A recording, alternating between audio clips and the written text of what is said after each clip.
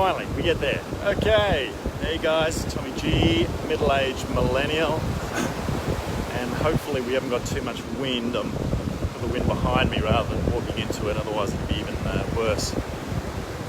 So here we are on Monday. What are we? The 8th of April, 2019, and dark. Might see if we can get some light, get better light happening here potentially. Or have we? There we go. Flight mode. Yep. Turn on. Swipe left to reveal comments and reactions. Okay. So guys, yeah. Look, it's Mindful Monday, and I think I said yesterday, Mindless Monday. But it's interesting. I was wondering what sort of topics to talk about today, and you know, it's funny. I was journaling away, and that's when some sort of connection time comes in. Me connecting to me, and getting to know me better. Hey, Diane, and you know, I'm actually happy to report that the beach is open again, even though they're still doing a bit of fix-up work. You can see there. This was after the cyclone that we had about a month and a half back. Hey, Matt.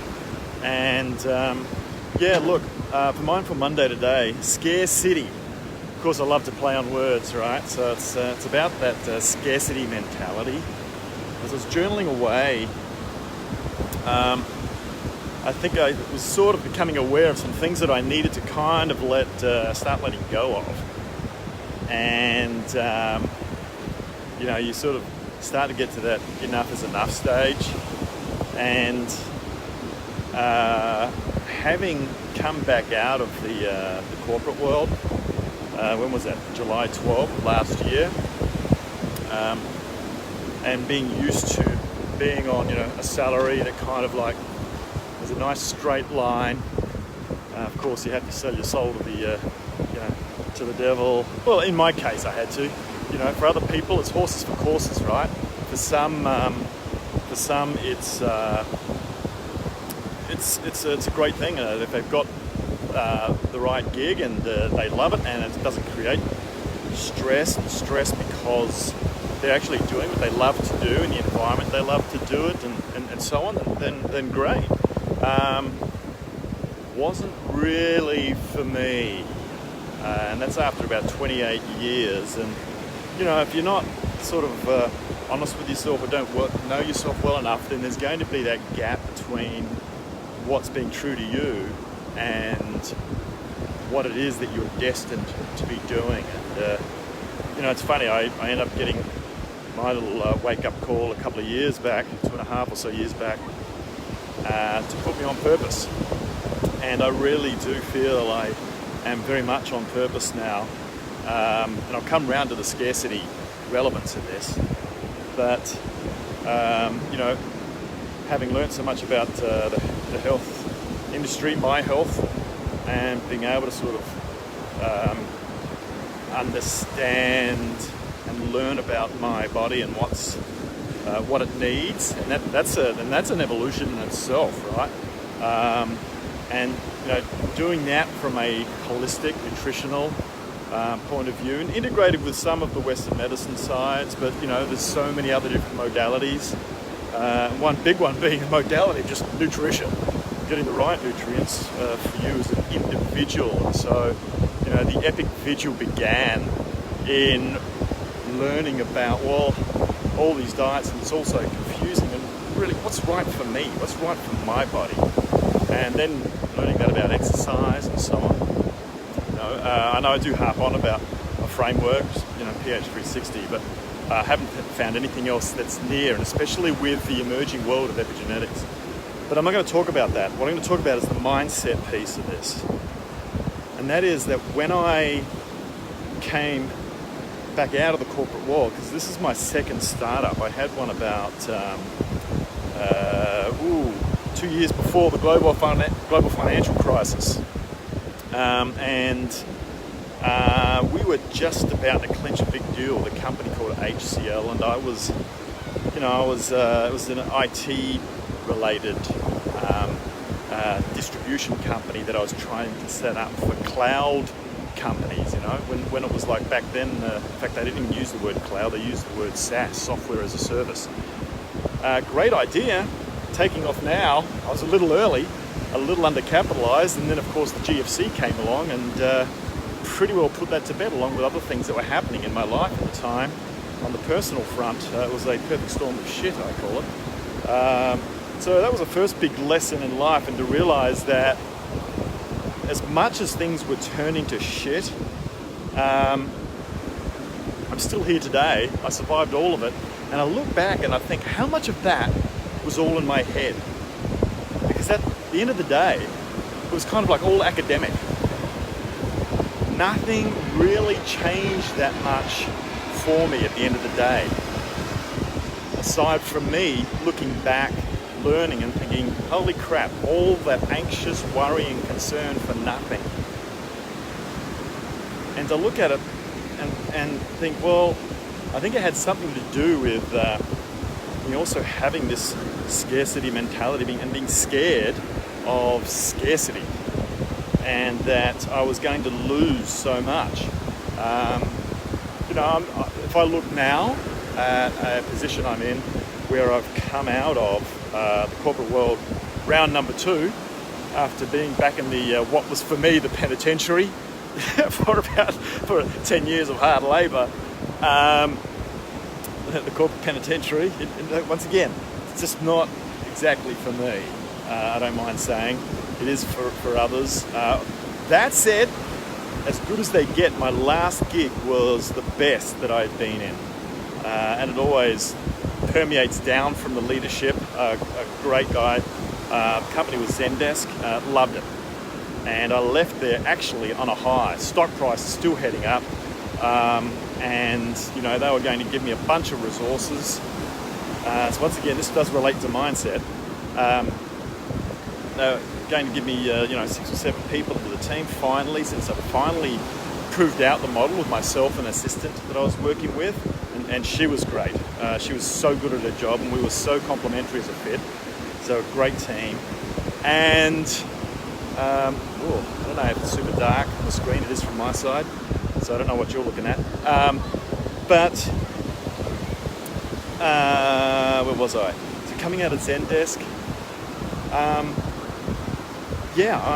I think a lot of people were shocked because I was in one of the, sexy companies to work for. They were up and coming. If you were into the money only, there was a lot of upside in the stock. My boss was, a really good guy. He understood the part of the business I was in and provided, support in the back end where he could. And the leadership and the CEO, just a super cool. There was 3 guys from Denmark that started up the company. They were Europeans, and they'd listed on the New York Stock Exchange, so it was a lot of American money. And the company's doing damn well. And, it's just, if you ever get the opportunity to work there, if you're in that part of your career or that's what you want to do, I got to say, best corporation I've ever worked for. That said, I had other personal things happening in my life. My son had moved was moving from where I was based in Singapore over to Australia. So, my centre of gravity started to shift, and, I did want to start up the health business, but I was going to be delaying that a little longer so that I could get a little more financed. And hence comes in the scarcity discussion. So, bit the bullet because I didn't want to be away from the little guy. So I made the move.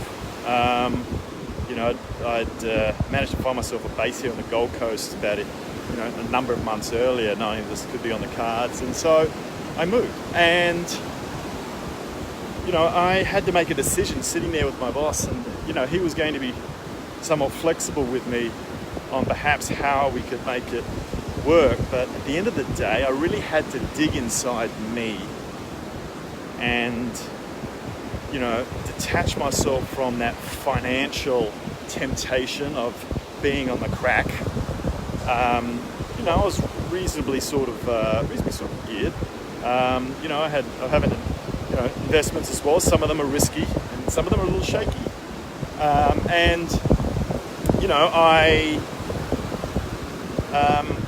it was time.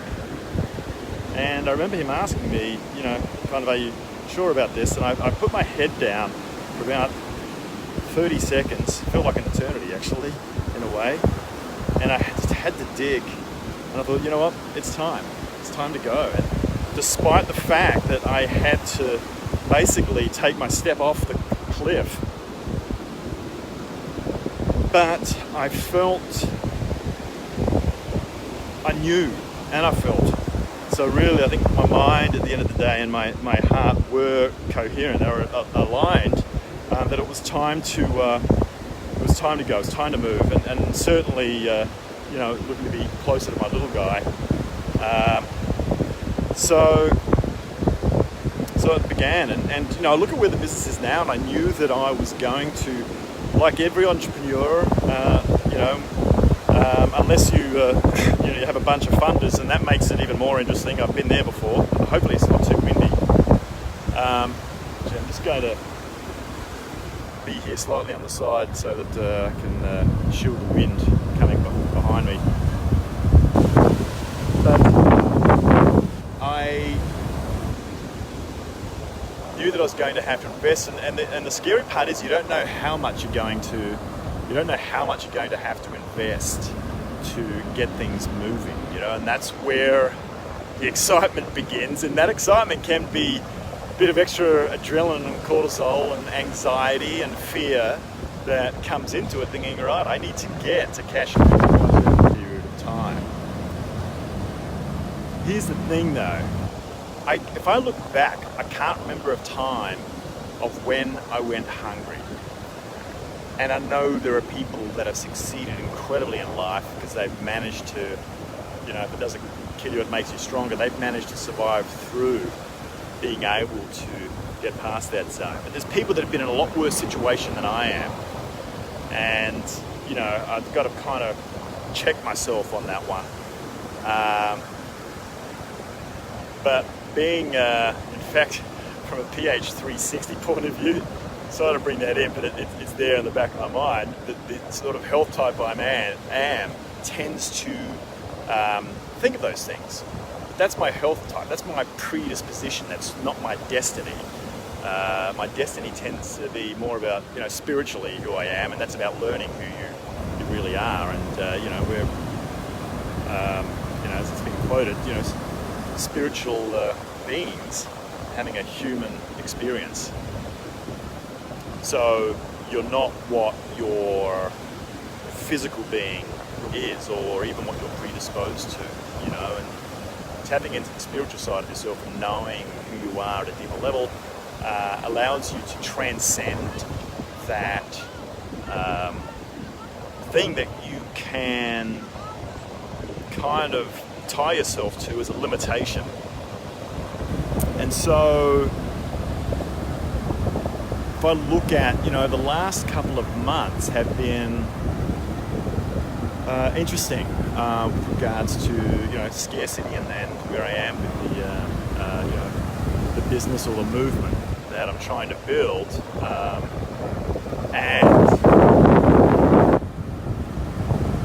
I sort of woke up this morning and thought, you know what, I think it's time to perhaps let that one go.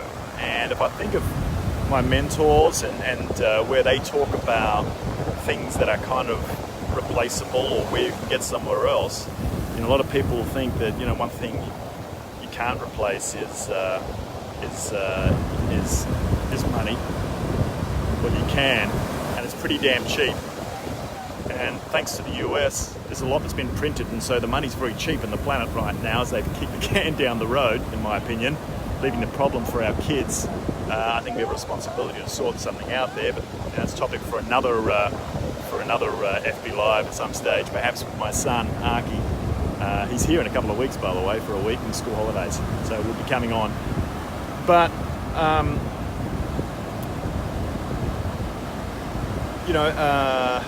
I've never had an issue with being able to be creative and getting access to things when I've needed it. And I don't think that's limited to just me. I think it's just a state of mind.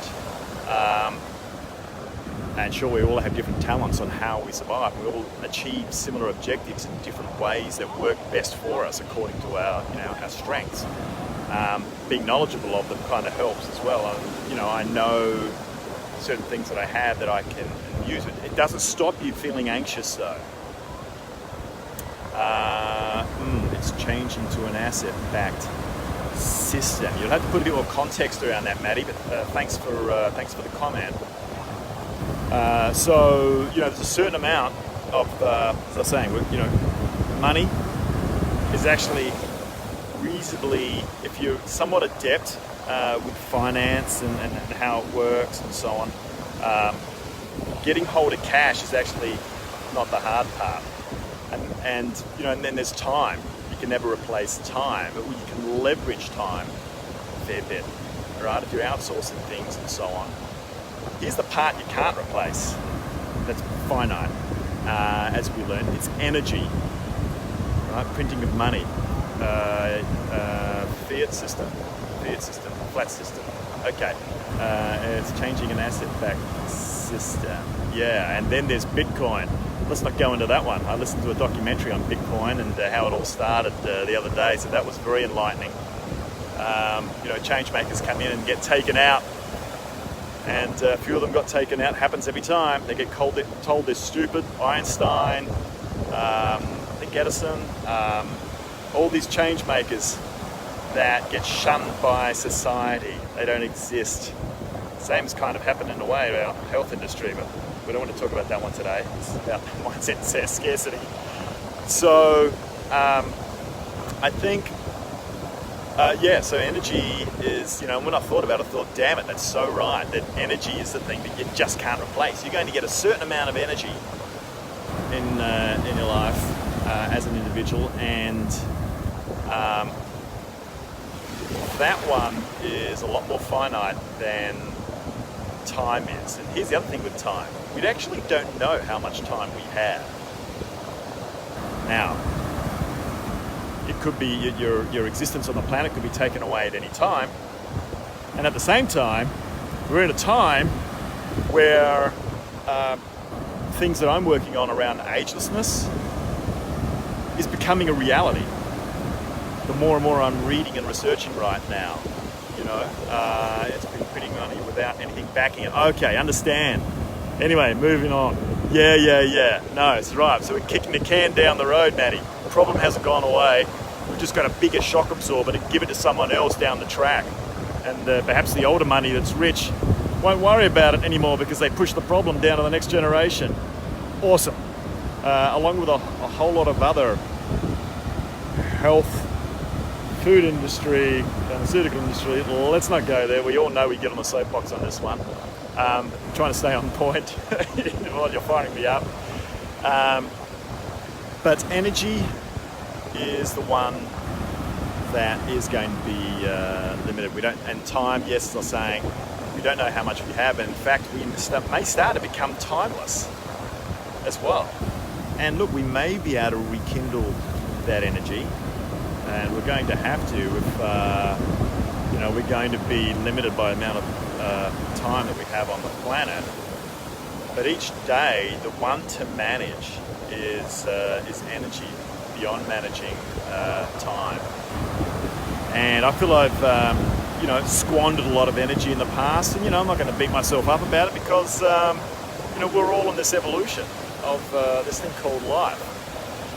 So, relating back to my story with the business and where it's at right now, call it a business or a movement, and around sort of changing, the health posture of the world, starting with executives,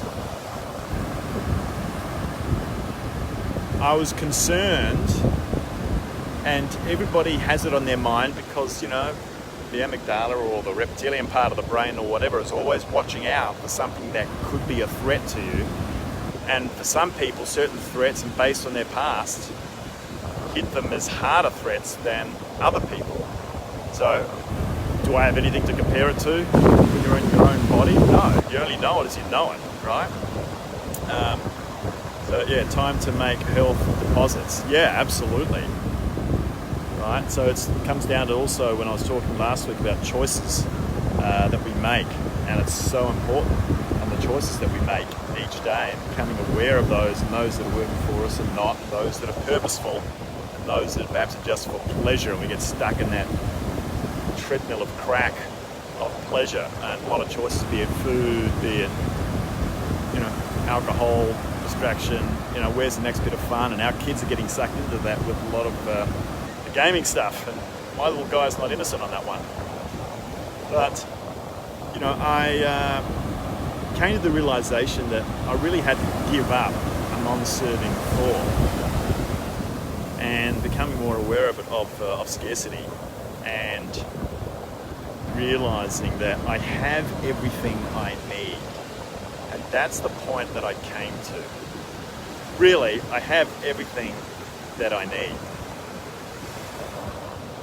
What I want, well, that's a nice little benefit on the side that could be there, but I don't feel I need a lot.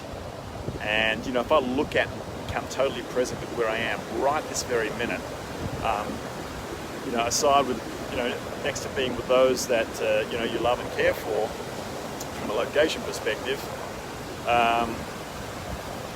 despite all this other stuff and certain pressures that I put on myself and stresses, and then looking at, and I turned this to my mentor and I said, oh look, I've got to get to this point, and because I'm still burning cash, and just using that language. It's the first time I've used that word for months, so it'll be the last time, hopefully forever.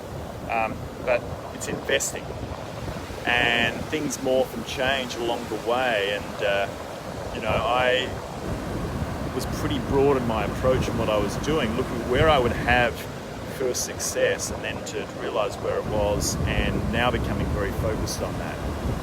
And I look back and think, why didn't I really think about that? Now being where I am in the first place, and I look at where I can help people most of all, I simply had to look at my own story, and the answer was there.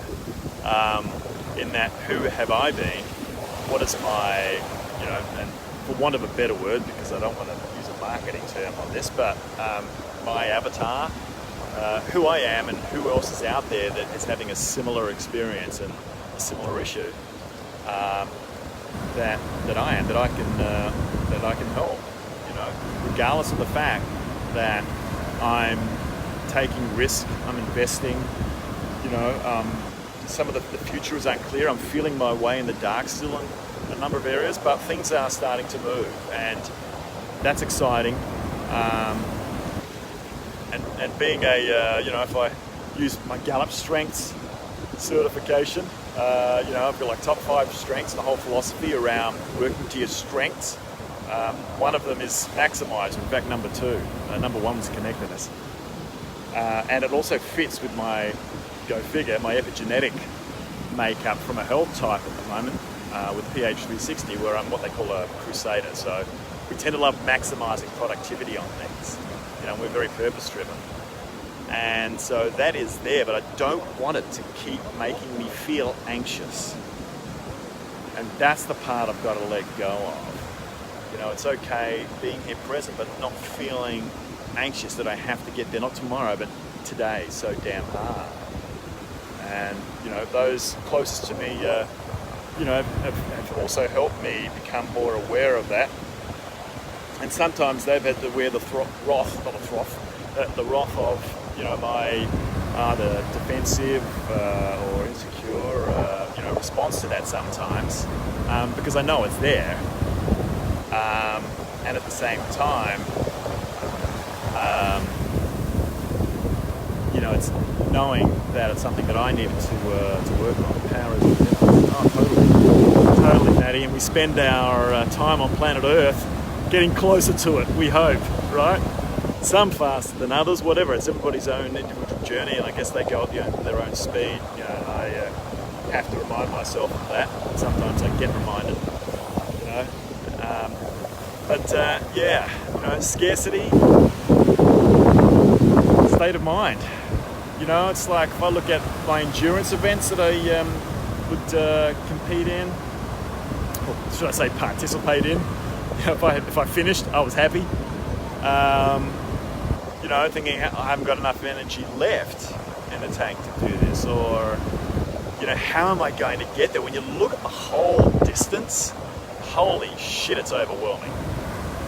And even there, trying to make that a habit to be in every part of your life, where you think, well, hang on, you learnt that in endurance, just taking it step by step, you break it down and get rid of that overwhelming anxiety and become more present to where you are right now, rather than your mind just running away into, positive or negative, but running away, because you can be anxious about an exciting future as well, right? You're not present, you're not here. So, scarcity, I guess I'm saying, in a very long-winded fashion, is, yes, also a state of mind. You can put different perspectives on it. How did you build your mindset and courage with triathlons? And can that be transferred? I guess I make that connection. Connectedness was my number one strength, by the way. In the Gallup strength stuff, quick ad, I am certified in that.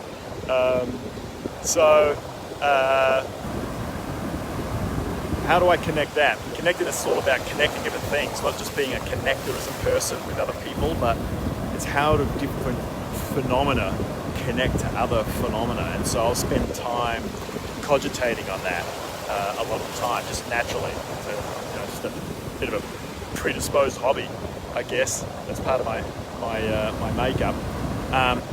But if I look at the triathlon and how much, I guess you're not looking at, perhaps if it's going to be money, your financial survival there. You're looking at physical survival, and you get to turn it up and turn it down. So I guess I kind of feel like I have more control over it. Whereas, and managing my fuel. Whereas the fuel of money can give a different, can trigger different emotion connections, I guess, Maddie. But the principle, yes, remains the same, right? That doesn't change. In that, really, it's step by step, staying present, I guess, is the message. Or the thing that I can transfer is staying present to where I am right now, rather than my mind running away into some sort of an anxious, overwhelmed state, going too far forward. For some people, it's going back. They keep going back all the time, and hanging on to history.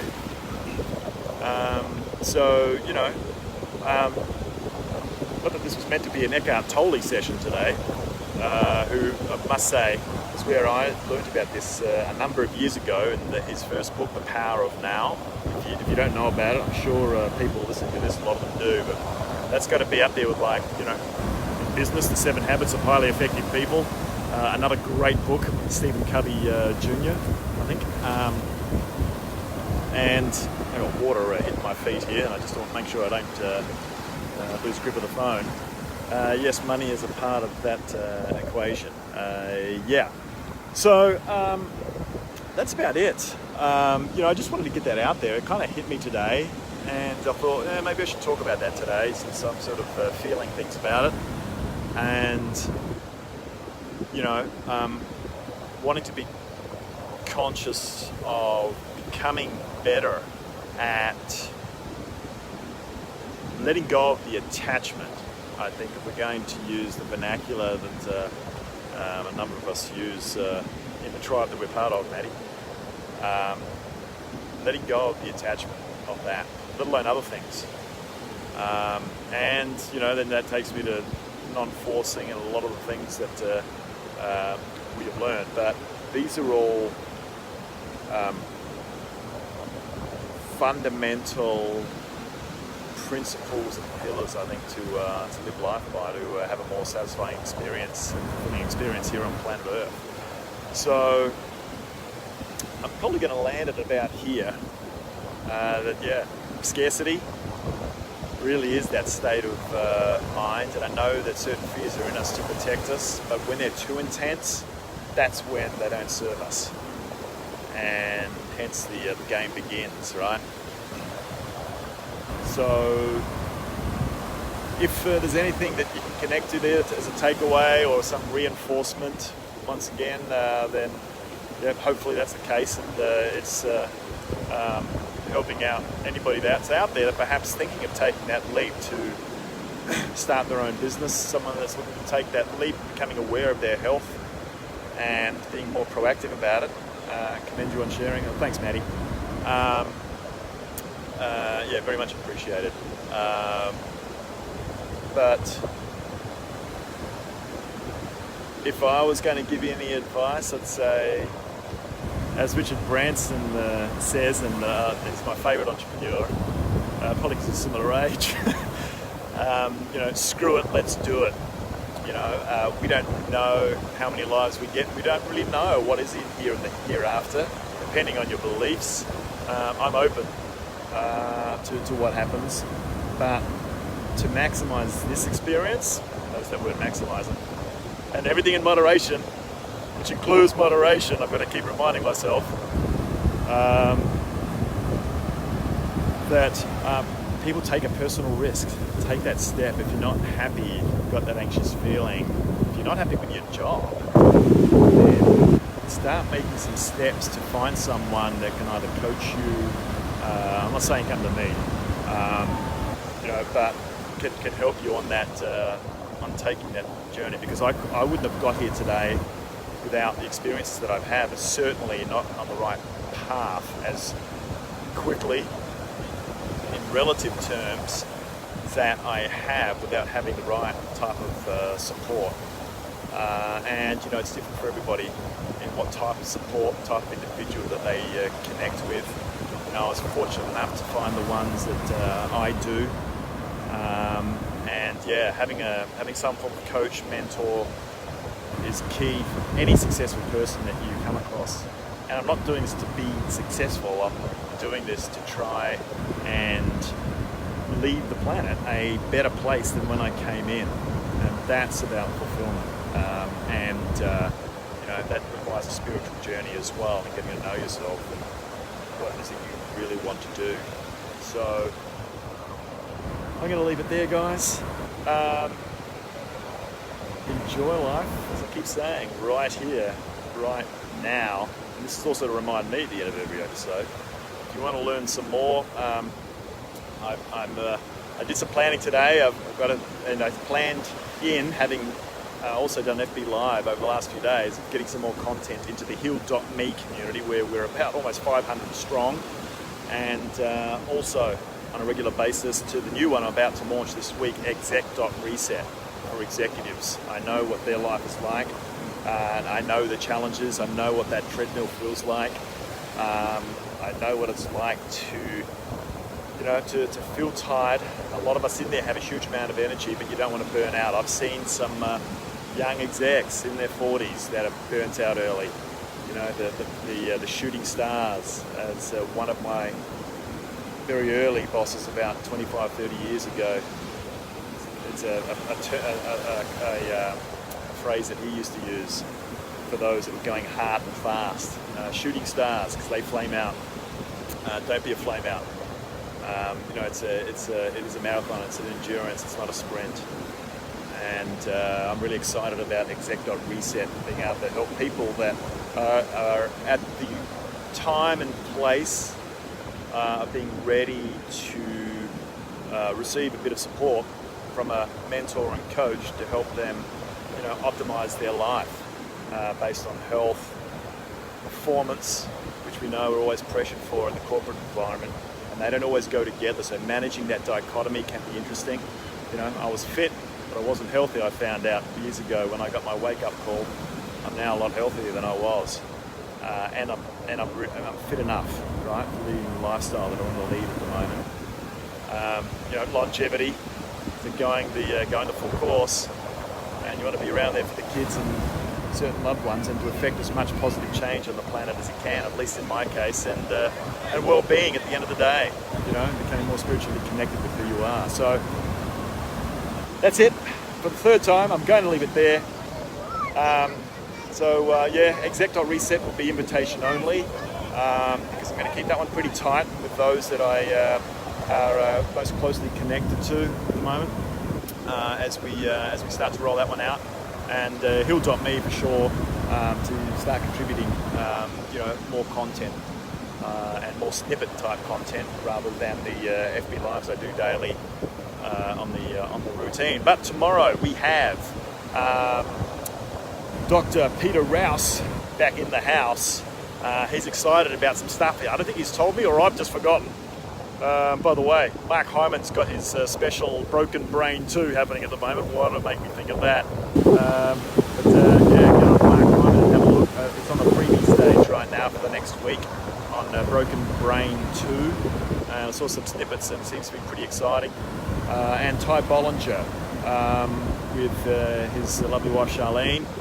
The Truth About Cancer has got his third series going on right now for free as well on The Truth About Cancer, but he's doing an Asia tour. So get onto that as well if that's going to be timely for if you're interested in that. And do enjoy life right here, right now, whatever you're doing. Get present. Maybe get the Power Up Now if you haven't. It's in Audible as well. Catch you on the next one, guys. See you tomorrow with Peter Rouse in the house. And then, of course, we've got our foodie and our physiologist, Matt Antanasio. We've got our foodie and Western Murphy on my Wednesday, your Tuesday in the US. Catch you on the next one, guys. Bye.